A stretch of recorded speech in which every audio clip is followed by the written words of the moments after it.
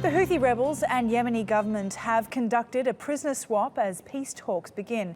71 Houthi militants and 50 government troops were exchanged in the country's capital, Sana'a, on Thursday. Addressing the released prisoners, the Houthi leader expressed optimism about the peace talks that resume in Kuwait. Let's take a closer look at the conflict in Yemen. In September 2014, Houthi rebels took the Yemeni capital Sana'a before continuing south. In March 2015, a Saudi-led coalition intervened in an attempt to bolster Yemeni government forces.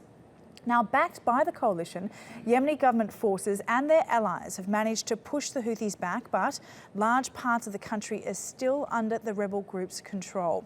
More than 6,000 people have died in more than a year of fighting. Half of them are civilians. Now, for more on this, TRT World's Abubakr al-Shamahi joins us now in the studio. Thanks very much for your time. Now, in terms of this prisoner swap between Yemeni government and the Houthis, do you think that this is actually a positive sign for peace here? Well, there's not the first prisoner swap there's been in the conflict so far, but it's definitely the biggest, or at least one of the biggest. And it's been received to quite great fanfare in Yemen itself. The returning prisoners have had fireworks and various different events for them in the streets. And you've got to link this directly to the Houthi-Saudi direct talks in Saudi Arabia itself, which were happening before the current peace talks took place.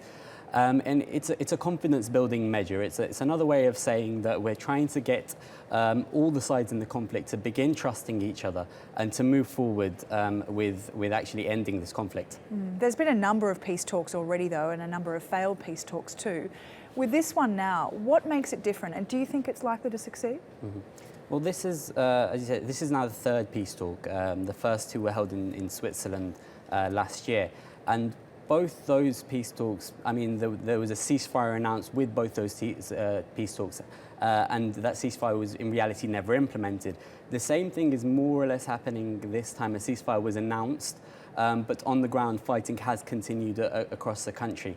But there are signs, and both sides have come to an agreement that at least they're going to try and push forward with meeting UN Resolution 2216, which stipulates that militias have to withdraw from the cities. But the problem is their interpretation of that and what the state that comes after that withdrawal will eventually be. Okay, thank you very much for your insight there, Abubakr al-Shamahi, on the latest for the Yemen peace talks.